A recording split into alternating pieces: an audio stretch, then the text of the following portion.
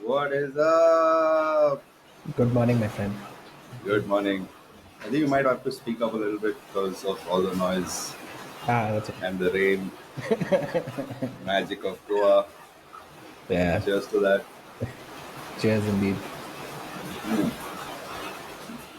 I uh, was actually quite pumped after talking to you last night. Yeah, Like, yeah, finally, like, I think everyone around me is getting to this point of like, look, what are we doing with our lives?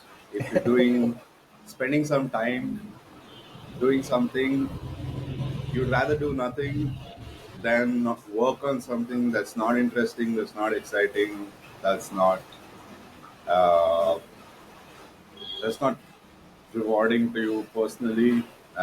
And I see all these people just say, do the difficult things, do the big things, do the things that's like interests you. Uh, so that got me really pumped.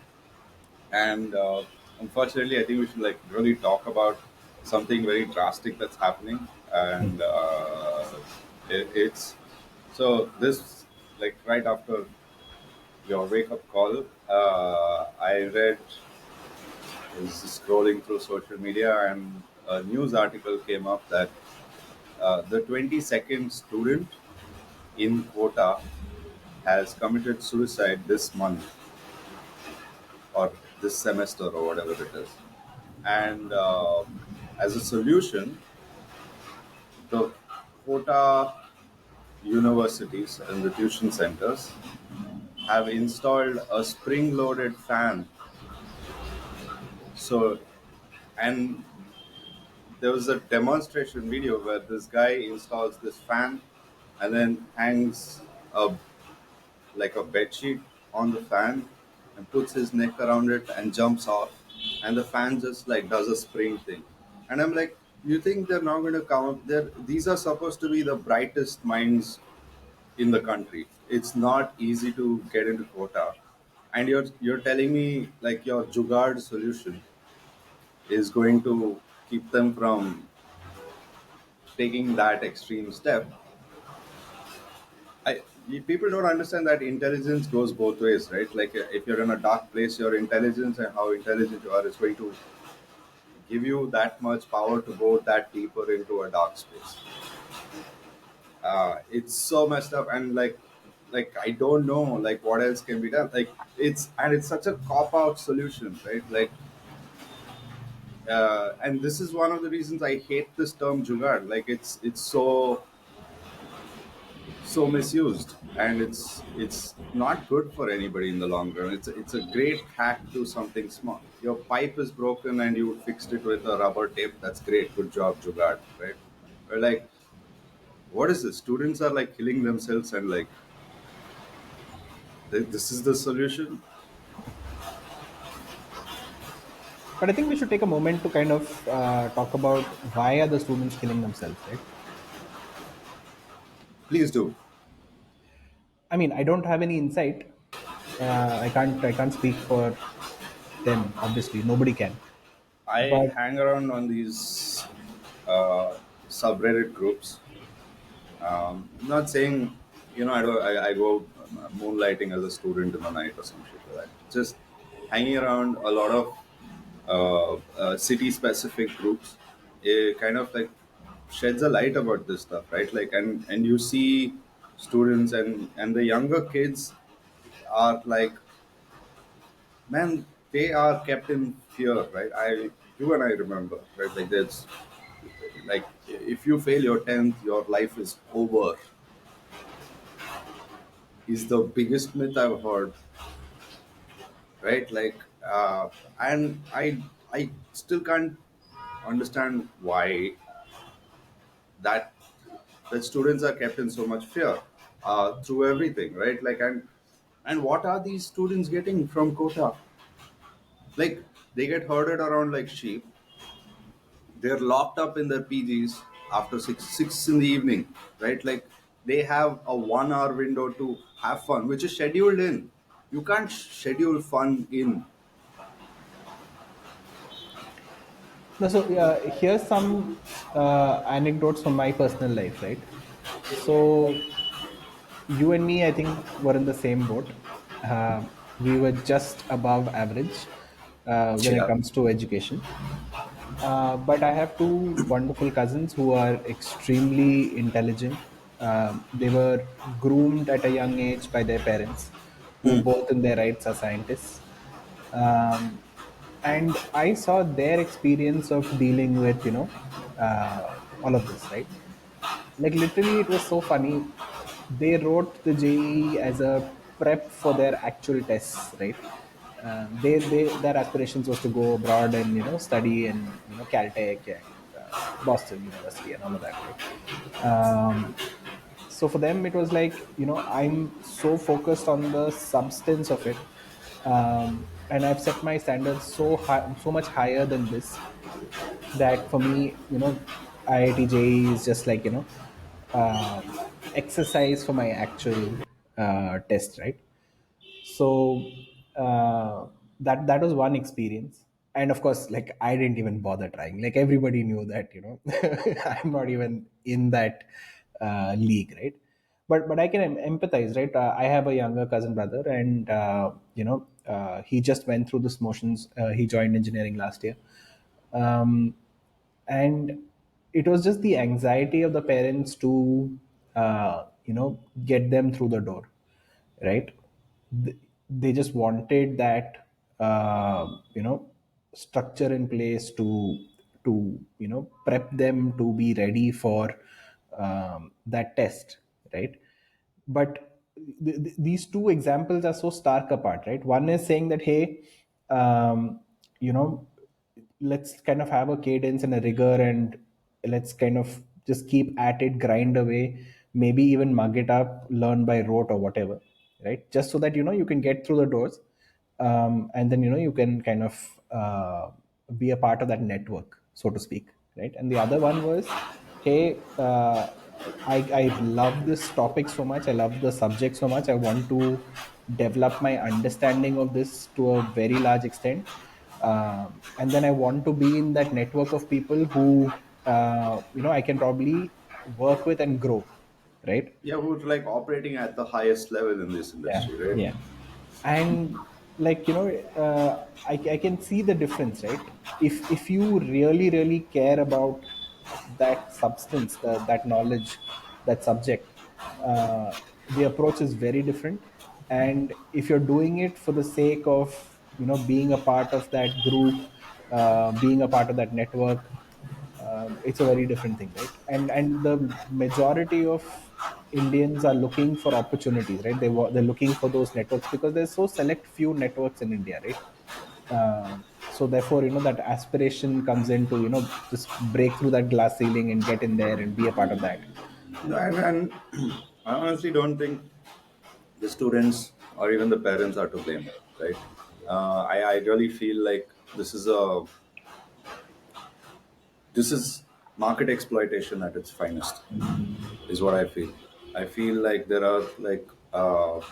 is a choice and there's a chance for anybody in the education space, like literally anybody, to start fixing this, right? Like, and but I what I feel is that the fear is the greatest incentive for them, from not looking at it from the student perspective, to keep people in fear, to keep them afraid, to keep them closed from what actually happens, right? Like quota is a black box that you send your children to, right? Like in some sense. And I feel like this their whole idea is that unless a student is beaten and molded in this way, they're not going to come out being able to perform as good, or they're not going to do well enough in the thing.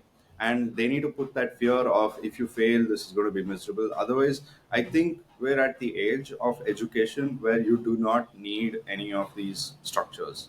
You don't need these institutions so much. So people can learn things, like you said, if you're passionate enough, you will go find a way to learn these things. And the YouTube and there's so many spaces on the internet where you can learn, go get a learning for all of this.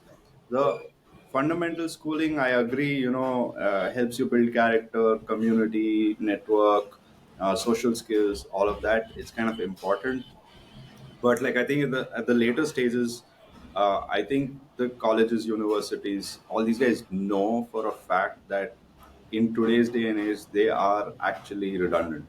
They are incumbents that are just holding on to this one last final straw, and they're squeezing as hard as possible.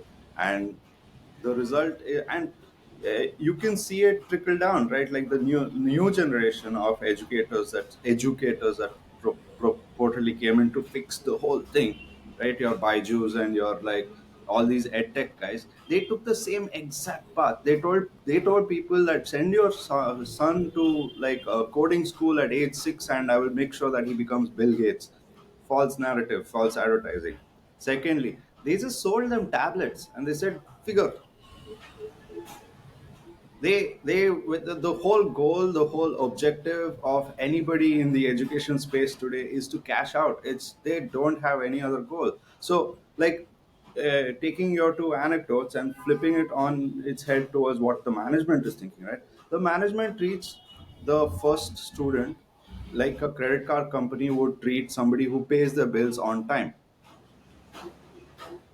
They're deadbeat students, they're deadbeat clients, they're deadbeat customers who will come and take the full value and go, right? For them, it's the student who bunks classes, it's the student who is unruly, who talks back. It's that student is way more valuable, exactly like a credit card debt, a bad debt payer, right? They can churn more cash out of this guy, they can like get more money out of it. And I think that is what has happened. This whole system is so messed up, and I'm sorry, like I really wanted to talk about a whole lot of other things. This was the first thing I read this morning, and I've been reading 18 students suicide, 20 students suicide, 21 students suicide, 22 students suicide, and these places are coming out and very proudly saying we found a solution.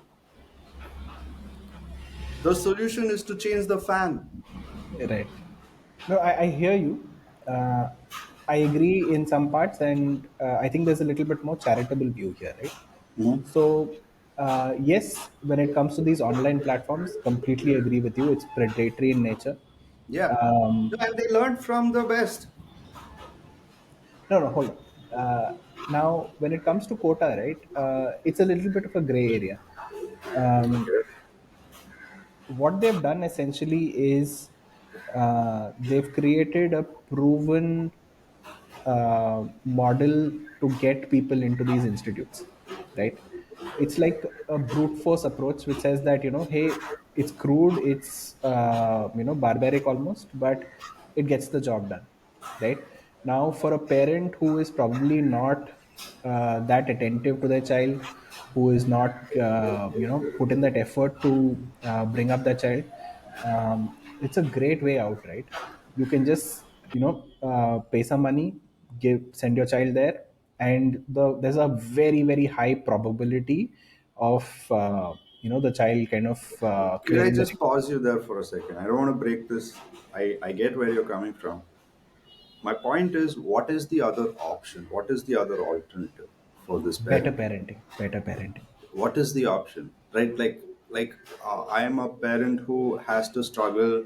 I'm probably doing one job and trying my best at a side hustle to keep the family running. We have two incomes and we're still like just month on month, and this guy comes and tells me just send your kid here for like 2 years, you can like manage yourself, right? Like that's the cop out, right, you're talking about. Right. But what No. is the alternative? There is no other. I mean, I don't have a problem with the format or what quota does or what it offers, but what I feel is parents are left with little to no choice. You either sending to them to a quota, which is in a lot of essence, like you said, brute forcing. It's a formula that they figured that works 90% of the time, but like the same formula has an even more bigger problem now, which is it's creating suicides at least 1 to 2% of the time.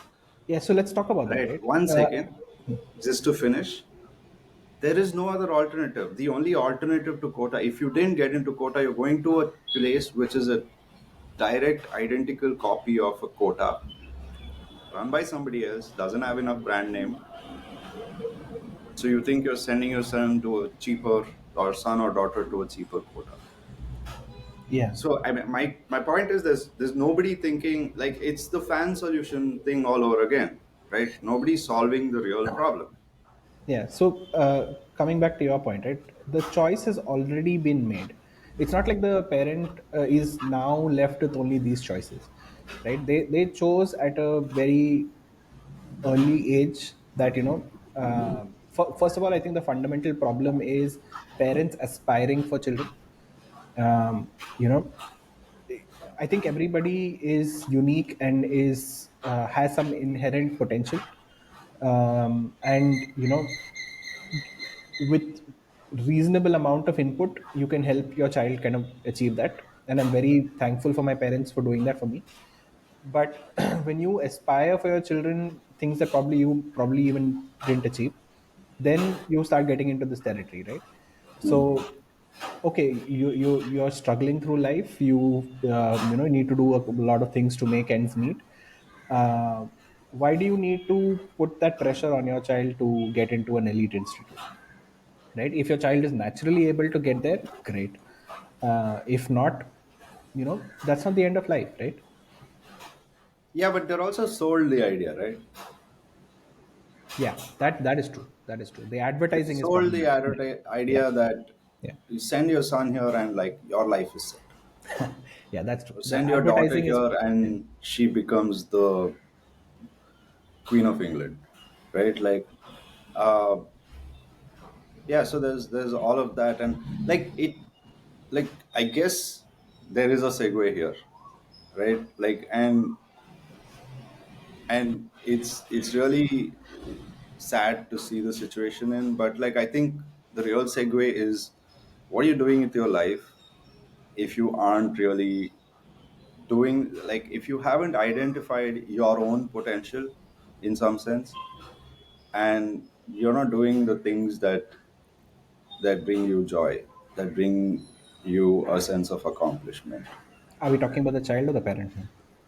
I think we're talking about us now, Us, okay. right?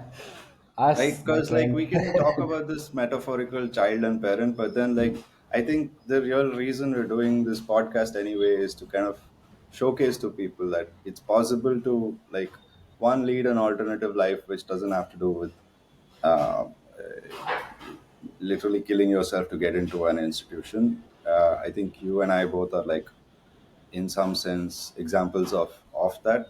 Uh, Everyone's got a different definition of success, but I think we're fairly okay. We're fine. There's nothing wrong with our lives per se.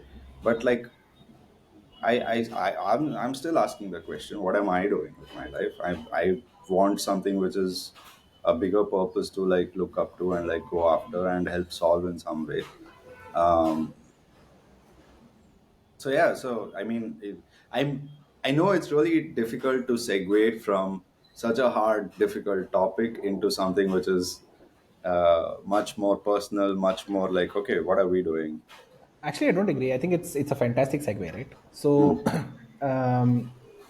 this is something which I realized some time back, right?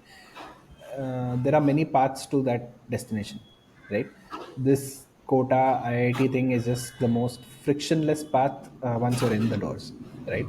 So you struggle a lot upfront to get into that network, and then once you're there, life kind of becomes a little easier, right? Does it though? It I does. It mean, does. Yeah. That network is very valuable, and you know it better than anyone else, right? Like how valuable networks are. You're probably on the most amount of networks that I've ever seen any person be on, right? no, I disagree. I'm actually not on that many networks. I like to be qualitative with networks. When I enter a network, I'm dedicating my time to getting to know that network. But yeah, drop off is easy. I get off networks very quickly if I'm not seeing value. Yeah. Yeah. There's a really funny joke somebody made on Twitter the other day that he's part of two groups only. One is a group of founders and one is a group of product managers. And his the whole joke was that the product managers, any discussion, there's like hundreds of messages and thousands of messages. The founder group, any discussion, there's like 5 or 10 messages. You get straight to the point, right? Like, and he was like, it's so evident that a founder is out to solve a problem and doesn't want to waste any time. this product manager is out to find the nuances and find the nuances of the problems to be able to add more value to the features and things. It's such a different Yeah. thing. Yeah, Yeah. but But coming back, coming back to this point, right? networks. Um, like I had to struggle a lot. I had to put myself out there a lot. But I'm not unhappy with that. That was my way to get to where I got to, right? My way was not to sit and mug something which I did not understand. My way was to say, okay, I'm okay with a 60% result, and I will put in the hard work. On the job, I will kind of prove myself. I will network, and find good people to work with, and build myself up, right? But and I work with a lot of people from the IIT IIM background, right? So we eventually got to the same place, but very wildly different paths, right? And Yeah. to be honest, I love my path because it is filled with such colorful experiences. It's filled with amazing opportunities, right? And that's what makes me a little sad also. I am so privileged. I have had the opportunity to be in such amazing circles, and work with such amazing people. And I see a lot of people who, given that chance, could have done a lot. But there's just that much opportunity in this country, right? And really, it is incumbent on this generation to create more networks, right? To me, like, India is a $50 million market, right? No, not dollars, sorry, a 50 million people market. That's the extent, I think, of people who have this ability to create things, and come together, form teams, participate in the market. The remaining guys are, you're just lost and waiting for an opportunity, right? And really, if you ask me, in the next 10-20 years, if India really has to do well, we need a lot more networks. We need a lot more people doing things, bring more people into the fold, create opportunities. Otherwise, it's just the Infosys, Accenture, TCS, whatever, right? Those are the opportunity creators, right? Like, where else do people have opportunity these days? Like, I just read a report which said, in the last 2 years, some 4 lakh people in IT have lost their jobs. There's also population-wise a huge percentage of potential workforce that just don't work because of moral, social reasons, Of right? course, of Like, course, of course. Yeah. if you there was some other stat. I was going down this rabbit hole of trying to find how many potential authors does India create on a yearly basis, right? Like, and it was a very fascinating deep dive. I was trying to solve for publishing in some sense, um, and I went down this. I had this question, and it was such a fascinating. I don't have like legit solid results to show you, but like from the googling and the pigeonholing and stuff, basically what it turns out is like every arts college, so you need a BA in a language or something to, I would say that's the bare minimum to qualify you as a person who is capable of writing a novel or a book. I'm Really? not saying, Degrees are important. huh? No, I'm Degrees are. saying not at all important, but I'm saying that's the lowest caliber. If you wanted to measure how many people in a country can potentially write a book, not a great book, not a good book, even just thing, an artifact that checks off the criteria for being a book, right? Like, who can piece words together and sentences together and actually convey ideas formally really well. I would say let's pin those people as somebody who get a arts degree in English or Hindi or Tamil or Kannada or whatever it is, right? And on average, each college has about like 30-40 students per batch, which is per year, come out, and there's like close to like at least I am lower end number, at least at least 10,000 colleges offering this program in different languages and so on and so forth. I think the number reaches to at least a lakh colleges, and then you realize that majority of the people who are applying for this degree have no intention of joining the workforce after. It's a degree that will has one purpose, right? Like, it's the purpose of this degree is to make your shadi ka profile better, Hmm. right? And that's all. Like a whole chunk of women in India are asked to go down the education route, pick up all that stress, right? Walk through the doors of college and back every day, like streets, all of that stuff. Their only the only objective that the people parents have set up for them is finish this degree so we can get you a better groom from a family who's probably the child has been sent to quota and he's struggling his ass off and like gets out of there also same reason, right? Like he'll get a wife who has a degree. Hmm. So that's a whole chunk of the population which is putting in the effort but not being allowed to work in some sense. uh, and then there is a huge chunk of the population which does the degree, wants the job, can't find opportunities. Yeah. I have a little bit of an anecdote to share here, right? Hmm. So, I work in an organization which is very women centric. Hmm. And, I have an observation, right? So, I have two female employees in my team. One is just out of college, and the other is trying to rejoin the workforce after Maternity. starting a family, right?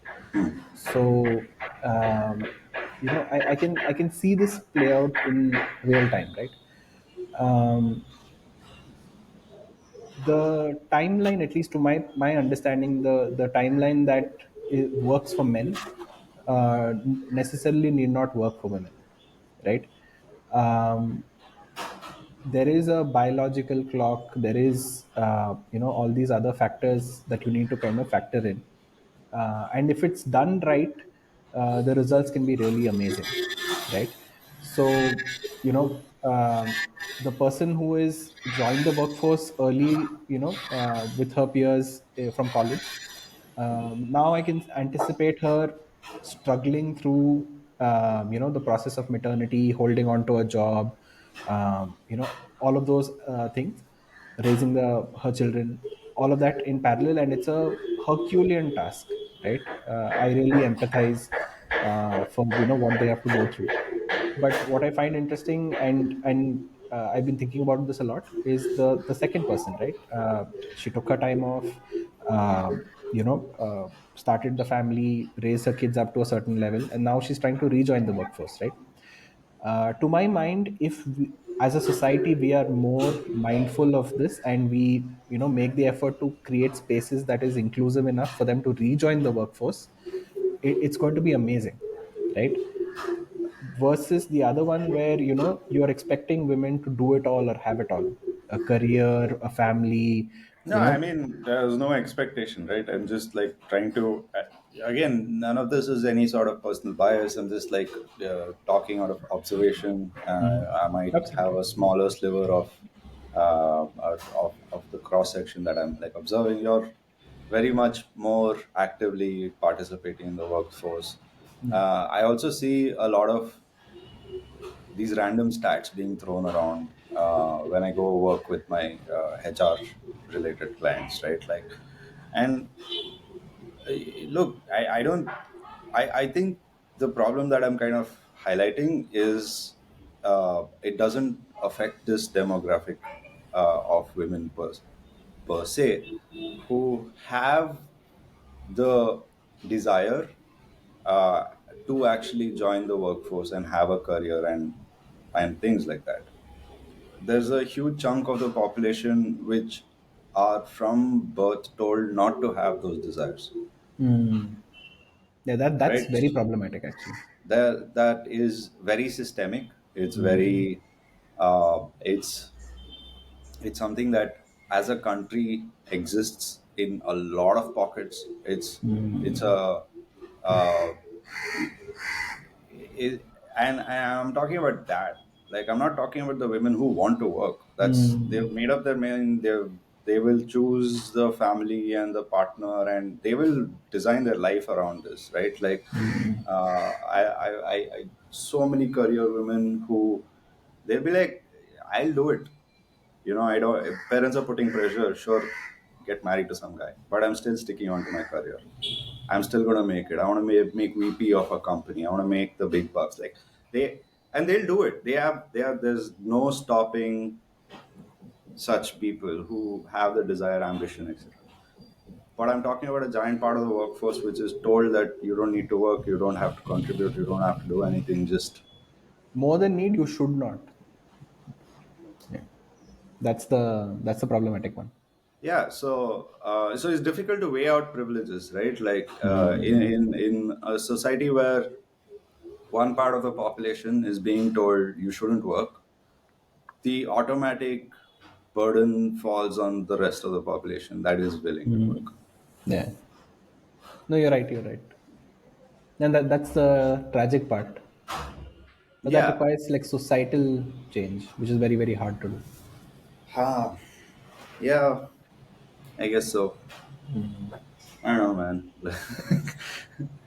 It's just something that like caught me this morning as soon Yeah, as I I woke understand. up, and I was like, yeah, wow, is this Yeah, I totally understand. horrendous? You have time? You have to. No, we can go on. Yeah. Yeah. Oh, Yeah. okay, cool. No second meeting at 11 today. No, no, no. Oh, okay. Good So scene. actually, I was supposed to go watch a movie with Jan, Ah, but uh, she kind of goofed up all the details, and then it ah, didn't it okay. didn't pan out. Yeah. Cool. Jam without the plan. What Yeah. movie were you gonna watch? Initially, it was a gig, and Okay. then it was Rocky and Rani. So Oh, that's our okay. jam, right? Like we go for these Ah, really cringy Bollywood movies. got it. Yeah. You tried dragging me to those, and I don't think you enjoyed the post movie company. Yeah, yeah. You were very, very cranky. It Yeah. was like a cat who you just gave a bath to, like, Oh stay away yeah, from me. yeah, yeah, yeah, yeah. Totally. Man, that is such a beautiful analogy of me after watching a shitty movie. I just like shit. I never thought of it that way. I do feel like a cat who's been drenched in water non-consensually Yeah, yeah. after I watch like a bad movie. Yeah, and especially if you take me to the cinema, the theater to watch Yeah, it. yeah. Yeah, it really washes over me fully, right? Like, Yeah. hmm. So speaking of ambition, um and goals and success and all of that stuff, um, you've been going through like a moment of crisis with it, Yeah. or So rather, a here's crisis my of faith which is occurring. yeah. No, here's my jam, right? Hmm. At heart, I'm a developer, right? I like to build things. I like to think about something and then create it, bring it to existence, right? That's what really keeps me happy. It's my happy space. My mind is my happy space. Now, obviously, if you do moderately well, you're kept around in the workforce and you're given more and more responsibility, right? Right. So you go from being a developer to being like a technical lead or an architect or something of that sort, and then eventually you get pushed into management, right? Now I understand that it is required, it's important for an organization, and that's why you're compensated appropriately for that, but it's not rewarding emotionally, right? Hmm.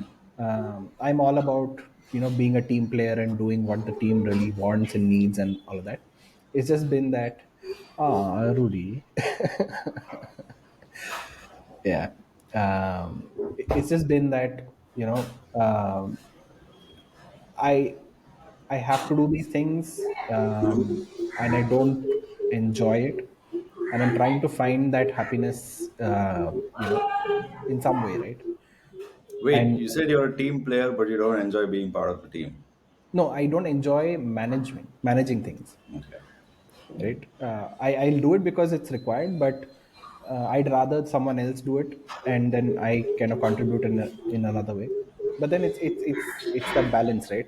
If you want to be compensated in a certain way, you've got to do that job, right?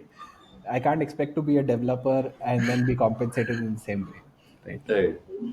You be better be solving some cutting edge shit if you're doing that, right? Like, Yeah, I mean, and let's be actually, honest, isn't I'm not there that a great. paradox? What? Like, if you're like doing some cutting edge shit, the likelihood of you getting paid lesser is actually true. No. So here's the deal, right? It's not the individual piece; it's the sum of all the parts, Correct. right? So, and this is what I've kind of learned through my career, right? Like when I was a cocky, arrogant, and still to a large extent I am developer.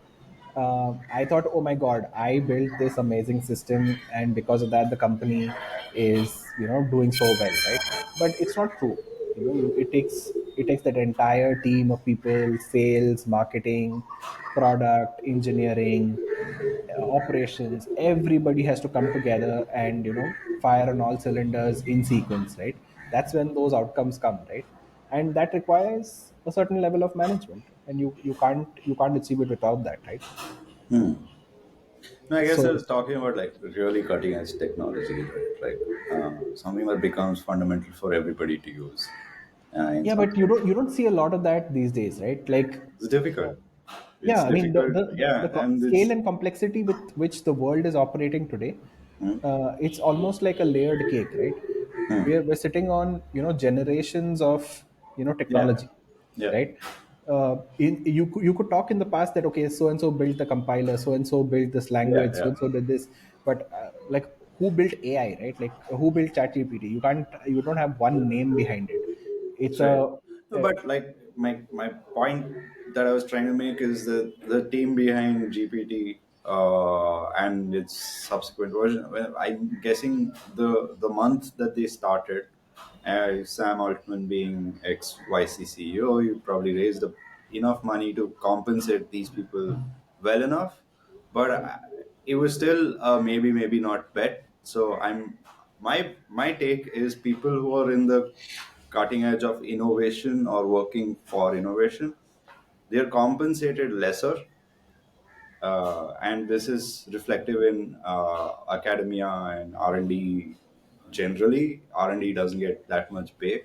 It's for commercialization is where the real money lies. It's like to be able to take cutting edge innovation and technology, core technology, and build application and use out of it and actually deploy it to the market. That's where the major value gets like captured.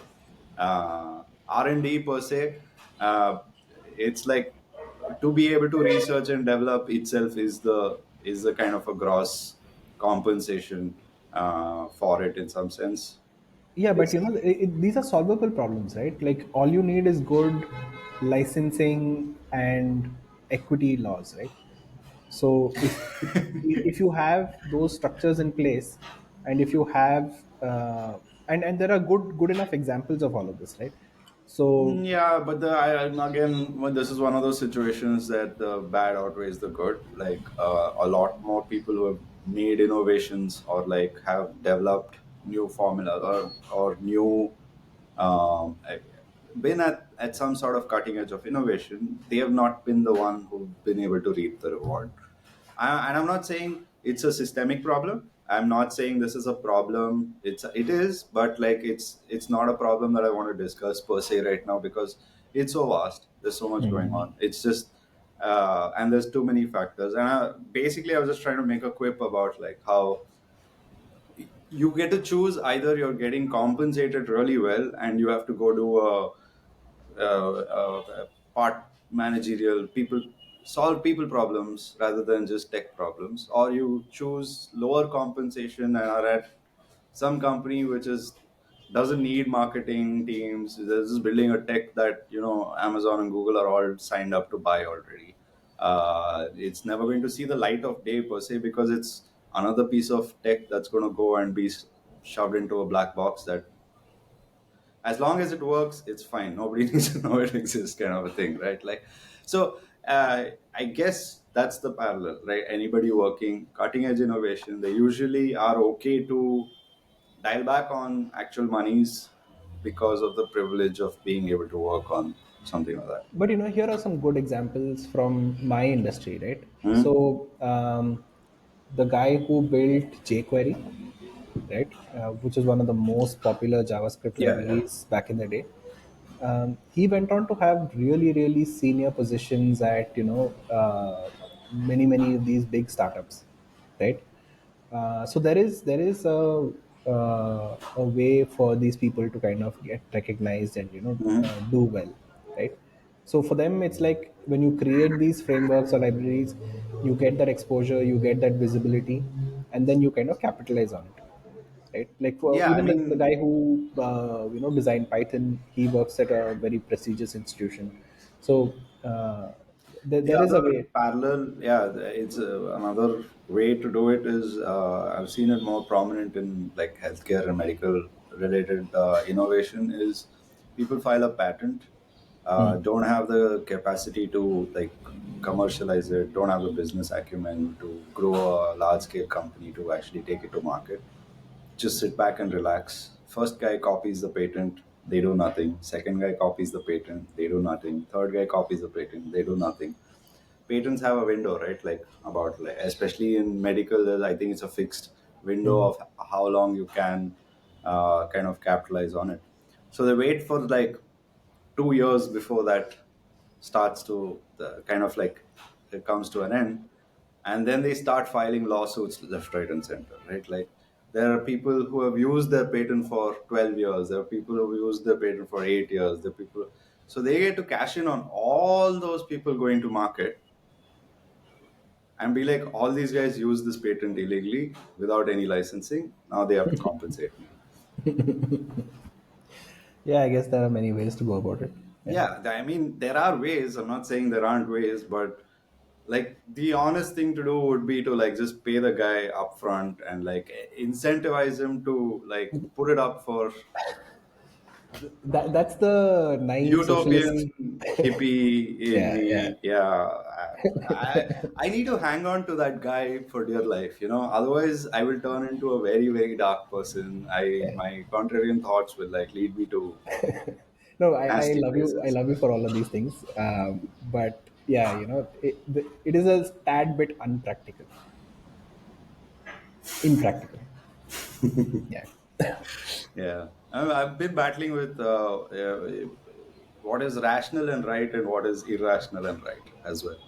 Like, in the sense of there are certain things you go after which do not make any sense and you just do it because you want to, right? Like, there's no ulterior objective that, and like for some anybody else when they look at it, it's like, are you stupid? Why did you do that? Like, but like you do it anyways.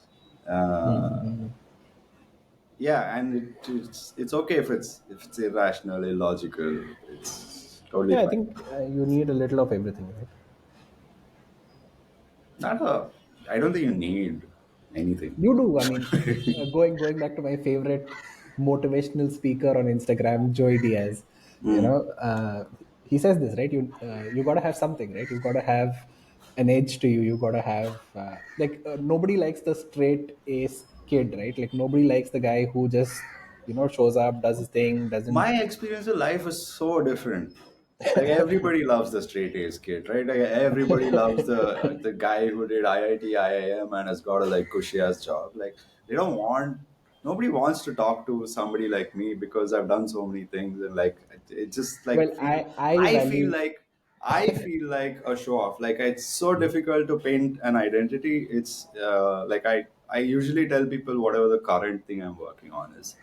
Right now, I've been telling people I write books because that's what I've been doing. I've been writing, so and that's the context I set for them. And but it's so weird because like you'll meet people you've met at different points in life, and they'll all be like, "Oh, but I thought you were doing that," and this guy like, "No, no, no, he doesn't do that. He does that actually." Like, and I'm like, "No, no, guys, I tried both. Something worked, something didn't work." So like, and every time I've tried to get a mentor or like go after seek somebody who I can learn from in some way has told me, and this is everybody. This is not a. There have been uh, certain percentage of people have told me this, and no, everybody has told me you need to focus. You're doing too many things, right? Like you're all over the place, and it's true. I am all over the place, but like this is how I want to live. Why is it so difficult for people to it's understand it's that? it's your path. Just Yeah, follow your and own path. exactly, it's my path, and I'm in some sense I know where I want to be going. I may find it, I may not find it, but like this is the path that I've chosen to go down, and I don't think people appreciate or like that or No, no. like Oh, my God, I no. appreciate it so much.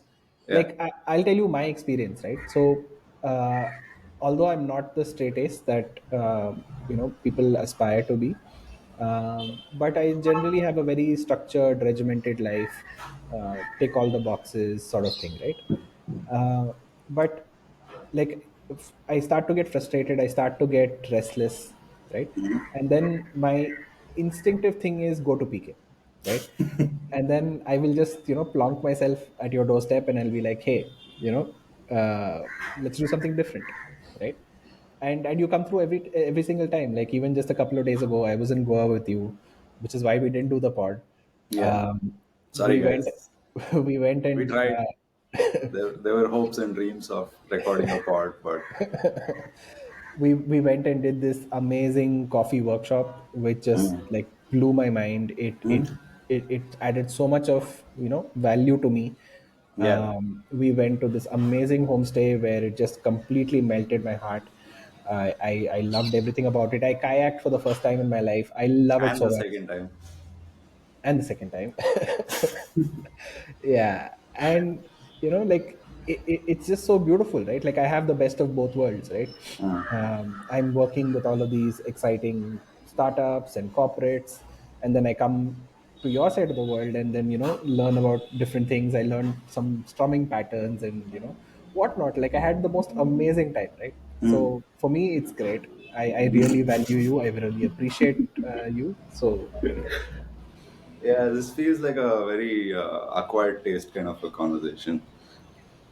Like in the sense that my experience is to feel othered generally, not mothered, othered. Mm. Uh, in the sense of like everybody else, and I don't feel it. I'm totally fine with it. I think everyone's got their own journey, and hey, as long as you're happy, right?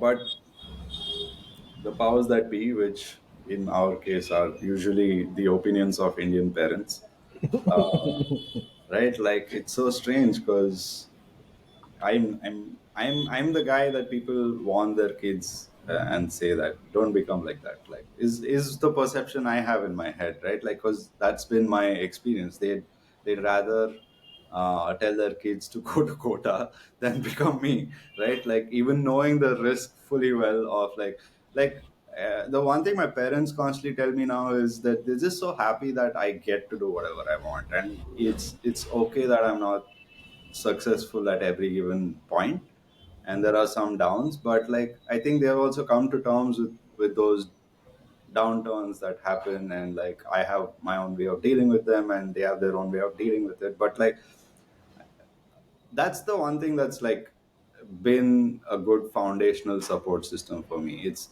like it's super rare that my parents will be like you should have just gotten a job, like super rare. They do, they're also the typical Indian parents, and that does come up. And they're also the type who will be like, "When are you getting married?" Right? Like, but they're quite hands off. So that's my main privilege, is what I think of. That my parents supported me through whatever, and I got the chance to do all of these things. Yeah, I think you made a very important point over there, right? So yes, your parents are amazing. They were an integral part of my journey growing up, right? Like partying at your place yeah, yeah. was, something else, right? But while success is subjective, what a lot of people don't talk about, which is really, really a fundamental truth of life, is failure is the norm and success is something exceptional, right? And people always get into the storytelling part of things, where they're constantly talking about successes, Mhm. and are constantly pressuring themselves Yeah. to meet up to those expectations. Yeah. And it just goes back to that initial conversation, right? Like mismanaged expectations and then suicide and all of that, right? Why? Life is not a fairy tale, right? It is a lot of failure, lot of struggle, and then if you get it right, there's a little bit of luck involved as well. You will succeed, right? To Yeah. your definition of success. Yeah. Yeah. Aji, what are we building? Come on, let's talk about that. What are we I don't making? know, to be What is our honest. big thing? No, I know. I mean, and I really do want to bring it up and like discuss it. And I think it's important to discuss it openly. The I don't know, right? Like that's how you kind of untangle the I don't know. Like I know we've discussed plausibly making something in with regards to ONDC. We've discussed the idea of a Twitter bot, which we very quickly gave up after Elon Musk's API bill charges. And also, like, I don't know what it is, but I feel like the stickiness of the app is going after the last update. Uh, I've been like trying to be super active on Twitter for the last year or two. Even though I made my account in 2010, right? Like, so it's really surreal that like I get notifications going, "Hey, congratulations on being on Twitter for 12 years," and I'm like, "Wow!" Right? Like just wow. And but after the icon changed By to that definition, we've been on Orkut for like 20 years or something. shut up, bro. Like stop doxing our ages, right? uh, no, yeah, the change from that blue icon with the white bird to the black icon with the white, red, whatever the fuck X on it. Uh, I seem to not be able to find it anymore, and it's always right there. Like I've not changed the position or anything. It's just the app updated, and like I think it's going to be a while. Unlike Instagram's change in their app icon and things, which they did quite a few years ago, and they had that like retro Polaroid camera as their app icon, and they went to this gradient multicolor, very iconic thing. Um, there was a lot of people who were like uncomfortable with that change as well, and they really hated the brand, but like I loved it from day one.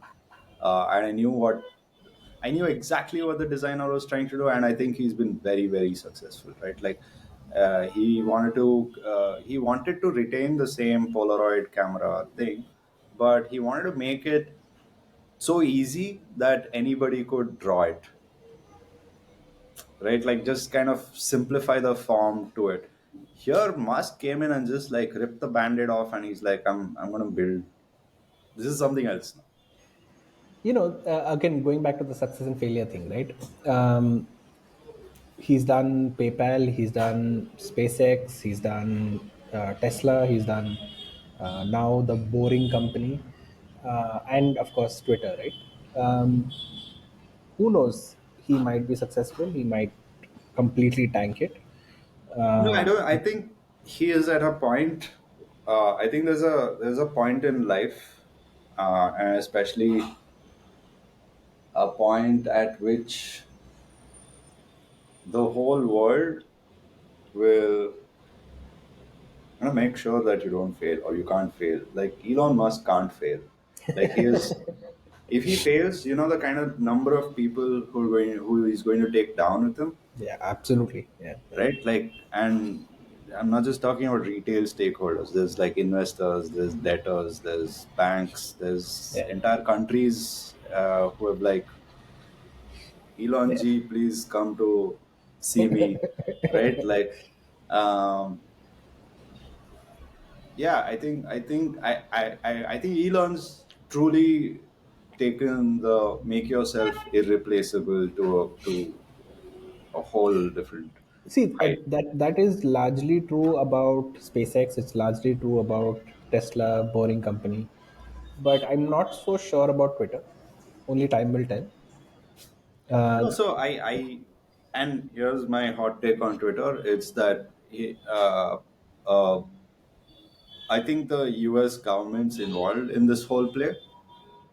for Uh, sure, for sure. okay, Yes. like just I wish I could make a banner with just it's controversy theory time, right?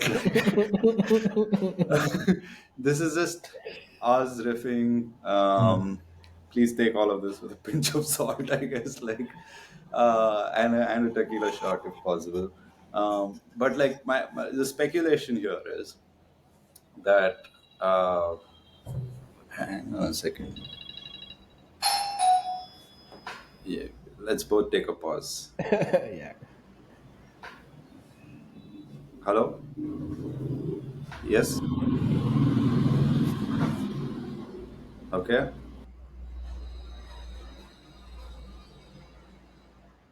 Although.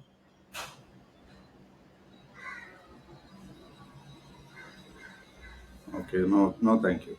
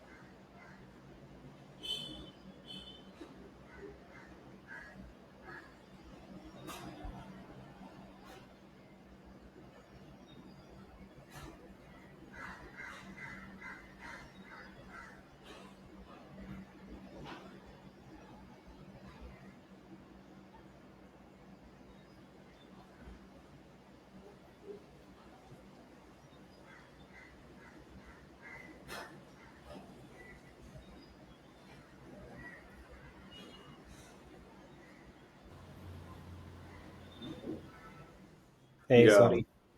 No worries. It was just spam HDFC trying to sell me a loan. Uh, yeah.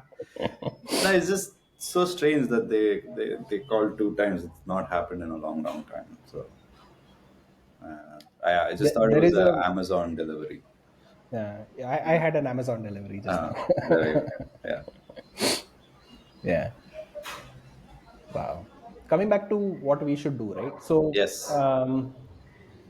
I was very excited about the idea of doing something in gaming till you kind of scared me about it. I think that's a very good thing. We should What kind is of. the scare thing? What is this thing that scared you? Let's talk about that. So it's a lot of effort to get it done, and then like you told me about how it may go viral for some time, and then Mhm. it'll just disappear into the archives of history, right? Right. So I'm not convinced about the effort to reward ratio, right? Again, okay, yeah. Continue talking about it. Tell me more about this. Like, how do you see it? Like your relationship with games and gaming have been like vastly different.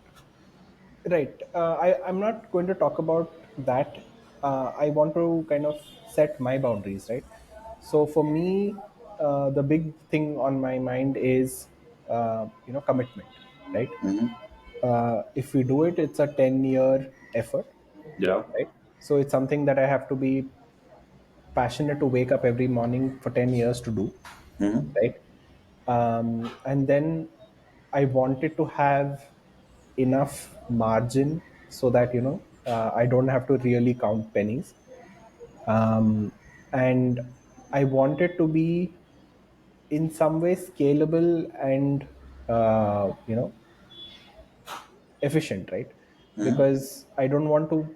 This is just the engineer in me, right? Saying that, hey, I don't put in all this effort and then have to again reinvent myself X years from now, right? Mhm. So it's just these concerns, right? Obviously, there's no thing that you can do once and then reap the rewards for a long time. You have to constantly innovate, right? But Plumbing and cleaning companies. It's the only one. Like fix pipes and then clean the mess that the pipes made. It's the only two permanent yeah, yeah. businesses. But yeah, these are my concerns, and that's what I'm kind of just battling with. Do you want me to address them, or have you made up your mind about No, gaming no, I've today? not made up my mind. Okay, I'm just trying to see cool. what is the right thing to do, right? No, I was Measure just twice trying and cut to. once. I was trying to, I guess, with that conversation, give you an insight into where this breaks, right? Like if you take any AAA title, like let's take the game that the world loves today is GTA 5, right? Uh, I haven't even played GTA 1. I don't think it was like it made any noise at all. GTA 2 was the game that you introduced me to. I remember coming to your house in Sanjay Nagar. Uh, it was like one of the first few times we met, and you were like, "Hey, check this game out. You can like put this cheat code, and like you can get a flamethrower and just go stand in the middle of a city center and just like burn everything around you, right?" Like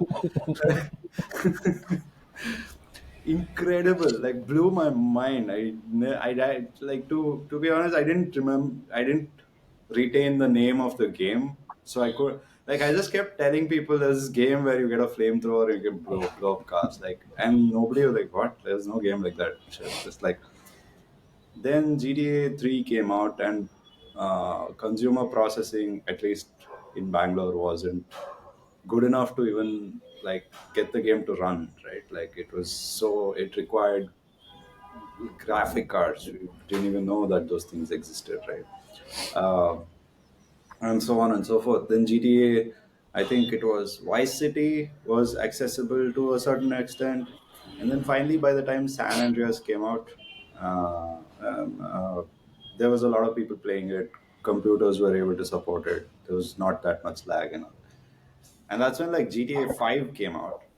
And I want to get this stat right. GTA 5 release date, right? GTA 5 was released in 2013, the November of 2013. It has had four waves of revival, and the programmers had nothing to do with it. The gaming company had nothing to do with it. For the last 4.5 years, they've been working on GTA 6.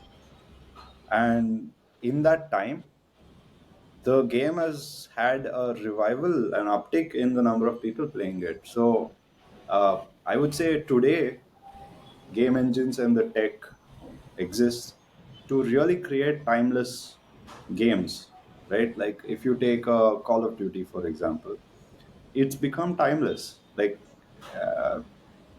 literally the guys in the back end are probably doing some environmental, some aesthetic upgrades, and like adding up, just fixing bugs today. They don't need to like keep reinventing the game. There's millions of players playing it on an everyday basis. You have recurring revenue coming out of it. The number of people that are probably needed to keep the game alive is like a small team. So uh, so yeah, while there is this whole fear that you might release something and nothing will work and nobody will play it, there is also the other end of the spectrum where you can truly make something timeless today. Yeah, and thank Like you for that perspective. Like I was kind of moving in that the other direction, but there is hope, right? no, like I mean, like think about it this way, right? There are games that have become like just being able to run Doom on different things has become such a meme, right? Like people tried to run Doom off a pregnancy test. No, it's genius. I would say like the benchmark has always been like, is your system capable of playing a game, right? Like the pregnancy test has got so much processing power today that it can run Doom. Wow. So what's timeless, Doom or like? Yeah. I mean, I know it's going to be the worst experience to play Doom on a pregnancy test screen, but like, it's possible. So I think I agree, and from our conversation yesterday, which was, let's just do something which makes us happy. From that perspective, I think we should just definitely explore it. Hmm. I need to take a time check now because my machine is also going to go out of power. But I think next time we should kind of double down on the gaming aspect of things, and I Hmm. really want to get the ball started, right? The ball rolling on this. Hmm. Okay, cool. Yeah, I think step one would be to figure out what kind of game, or like, uh, yeah. I mean, we'll figure it out. Like, Yeah, I'll put you through the framework of design thinking, and yeah. like, This is the stuff that gets me excited. yeah. Yeah, Cool. We'll try and come up with something. yeah. Let's do that. Yeah, it's probably going to suck in the starting, and then it'll get better over time. Yeah, it's that journey which I want to go through. Yeah, That's yeah, the fun stuff. perfect. Yeah. Okay, Cool. cool. Have a great day, and I Yeah. shall see you soon. Yeah. Take care, man. I don't know what to use as the intro. I You'll don't. figure it out. Yeah, I'll figure it out. Okay, cool. So take care, man. Ciao. Take care. Have a great All day. right. Bye. Bye.